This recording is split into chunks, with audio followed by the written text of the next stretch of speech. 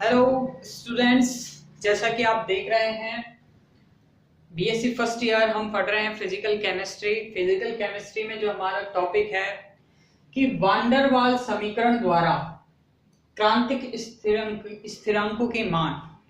जो van der वाल जो हमारे समीकरण हैं उसके द्वारा जो हमारे क्रांतिक स्थिरांक थे, क्रांतिक ताप T बेस में C, क्रांतिक आयतन V बेस में C और क्रांतिक दाब था जो P बेस में C, उसकी हम स्टडी करेंगे। तो अब देखते हैं हम किस प्रकार से जो क्रांतिक स्थिरांक है उनके मानों को, जो उनकी वैल्यूज है उसको हम निकालते हैं। तो जैसे कि हम देखें, स्टार्ट करें तो फर्स्ट हम देखते हैं जैसे कि एक मोल गैस के लिए हम वान डेर वाल की समीकरण को लेते हैं। तो एक मोल गैस के लिए जब हम वान डेर वाल की समीकरण को लेते हैं तो एक मोल गैस की समीकरण में जो n की वैल्यू है वो नेग्लेक्ट हो जाती है। जब हम देखें, देखो P plus A upon V square V minus V, जहां पे n की वैल्यू अगर 1 हो, क्योंकि यहाँ पे n स्क्वायर भी होता है तो यहाँ पे n की वैल्यू 1 है तो n स्क्वायर हट गया, और यहाँ पे n भी होता है तो n की वैल्यू 1 है तो यहाँ पे भी ये हट गया, n की वैल्यू यहाँ पे भी 1 है तो यहाँ पे भी n हट गया। अब जैसे कि हम देखें, देखो यहाँ पे कि PV square plus A upon V square, हमने एलसीएम ले लिया, जो एलसीएम था दोनों का इक्वल लेके और फिर इसको मल्टीप्लाई कर दिया तो PV स्क्वायर, तो यहाँ पे PV स्क्वायर हो गया plus A upon V square, इसका जो कॉमन लघुत्तम है V स्क्वायर हो गया।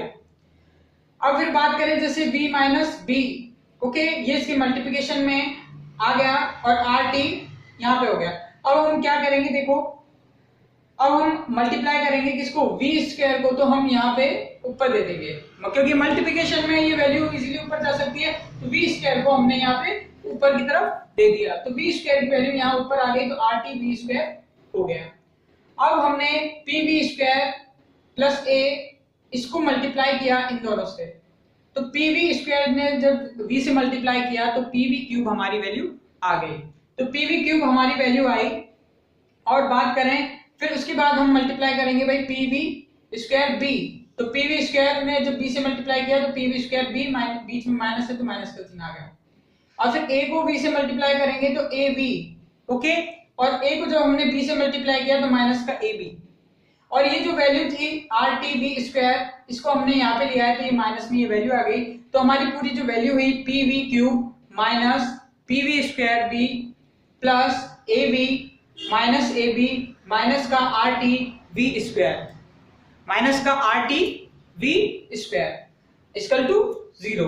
अब हम क्या करेंगे, कॉमन लेंगे, जैसे हम देखते हैं, देखो यहाँ पे PV cube as it is आ गया, ओके, और हम बात करें जैसे V square PV square B और RTV स्क्वायर, तो हमने यहाँ पे से V स्क्वायर कॉमन ले लिया, अब यहाँ पे आ गया PV प्लस RT, मीन्स हमने बात करें, देखो यहाँ पे हमने माइनस का जो साइन है वो भी कॉमन लिया है, माइनस का साइन कॉमन लिया है, मतलब माइनस माइनस तो दोनों की माइनस साइन भी, तो माइनस का भी स्क्वायर जब कॉमन लिया तो ये वैल्यू दोनों प्लस की हो जाएगी, तो प्लस का PV प्लस का RT, प्लस का PV प्लस का RT, और एज इट इज ये AB माइनस AB हमने यहाँ पे लिख दिया इक्वल टू 0, ओके।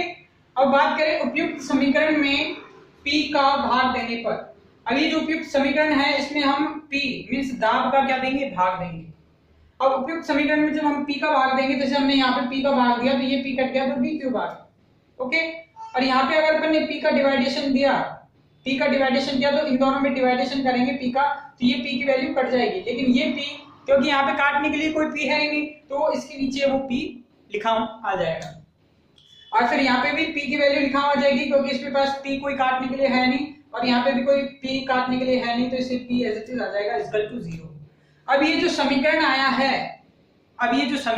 है, इसे हम देंगे समीकरण नंबर 1, इक्वेशन नंबर 1, ओके। अब इससे आगे हम देखते हैं,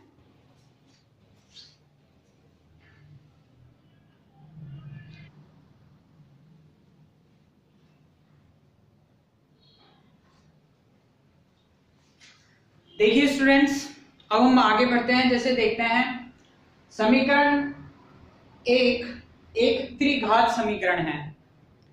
समीकरण 1 को हमने एक त्रिघात समीकरण मान लिया, जैसे कि x square x cube plus x square plus x इस प्रकार से फॉर्म में है, तो इसलिए हमने उसको एक त्रिघात समीकरण माना कि समीकरण एक त्रिघात समीकरण है और इसमें v के 3 मान हैं, v क्यूब, v स्क्वायर और v।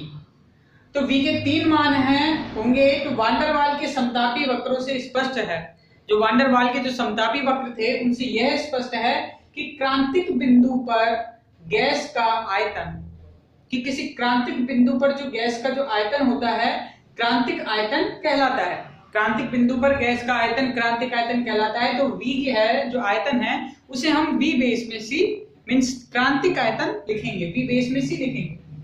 v equal to vc, तो हम v minus vc equal to 0 भी लिख सकते हैं, ठीक है। तो v minus vc equal to 0। अब हम क्या करेंगे, इसका घन करेंगे। तो इसका जब हम घन करेंगे, इसका क्यूब करेंगे तो v माइनस vc का क्यूब इक्वल टू 0। और v minus a minus b का क्यूब का जो फार्मूला होता है a cube 3a square b 3ab square minus का b क्यूब, मतलब पहले वाले अंक का क्यूब कर दिया, लास्ट वाले अंक का क्यूब कर दिया, ठीक है। फिर 3a स्क्वायर b, फिर 3ab स्क्वायर, ये माइनस में और ये प्लस में। माइनस प्लस का ध्यान रखना है, इसमें इसी में ही गड़बड़ होती है ज्यादातर। इस फार्मूले में गड़बड़ कर दिया तो पूरा इक्वेशन गलत हो जाएगी। अब देखो यहाँ पे कि v क्यूब हमने इसका किया as it is v cube कर दिया और bc का क्यूब यहाँ कर दिया, ठीक है। वही माइनस में वो वैल्यू यहाँ रख दी। अब यहाँ पे देखो जैसे हम लिखेंगे 3a स्क्वायर b, तो हमने यहाँ लिख दिया 3b स्क्वायर bc प्लस बात करें 3b bc का स्क्वायर, मतलब ये b का स्क्वायर। तो एज इट इज हमने इस फार्मूले के अकॉर्डिंग इसे जमा लिया। अब देखते हैं, देखो यहाँ पे b cube minus 3bc b square, b cube minus 3bc b square, हमने ये वाली जो वैल्यू है जो 3bc b स्क्वायर हमने इसको सेट कर लिया इसके अकॉर्डिंग। और 3b bc का स्क्वायर माइनस का bc माइनस का अपन बात करें bc क्यूब, ठीक है। bc का क्यूब आएगा यहाँ पे इक्वल टू 0, इक्वल टू 0। अब ये जो वैल्यूज है यहाँ पे देखो, हमको करना क्या है कि हमको जैसे 3bc यहाँ पे देखो एज इट इज लिख दिया, ये 3bc स्क्वायर ये एज इट इज उतार लिया, फिर 3b bc स्क्वायर, तो हमने इसे 3 को यहाँ पे लिख के 3bc स्क्वायर माइनस b लिख लिया, 3 को हमने इसके आगे लिख के और b यहाँ पे लिख लिया माइनस का bc 0। अब यहाँ पे देखो अगर हम इसमें बात करें इसी जो इस समीकरण के लिए जब हम बात करें आगे, ठीक है, तो क्रांतिक समतापी, अब ये हमारा इक्वेशन ये यहाँ पे खत्म हो गया। देखो इसको इक्वेशन में देता हूँ 3 और इसको दे दिया मैंने इक्वेशन 2, ठीक है। अब यहाँ पे जो इक्वेशन है क्रांतिक समतापी वक्र के लिए t इक्वल टू tc तथा बात करें p इक्वल टू pc होता है, मतलब क्रांतिक ताप tc और क्रांतिक दाब pc होता है। अतः समीकरण 1 से जो समीकरण जो 1 था तो उसमें जो वैल्यू थी t की जो वैल्यू थी उसको हमने tc कर दिया, p की वैल्यू pc कर दिया। यहाँ पे देखो pc और यहाँ पे pc, b की वैल्यू चेंज नहीं की, समीकरण 1 में b की वैल्यू चेंज नहीं की, ठीक है। अब हम क्या करेंगे, कंपैरिजन करेंगे इस त्रिघात समीकरण का, इस त्रिघात समीकरण से हम कंपैरिजन करेंगे। ओके, ये जो समीकरण है इस समीकरण का हम इस समीकरण से, समीकरण 2 का समीकरण 3 से हम कंपैरिजन करेंगे और वैल्यूज को हम निकालेंगे, ठीक है। अब इनका कंपैरिजन करके मैं आपको वहां पे बताता हूं किस प्रकार से इसका कंपैरिजन हम करते हैं। ओके,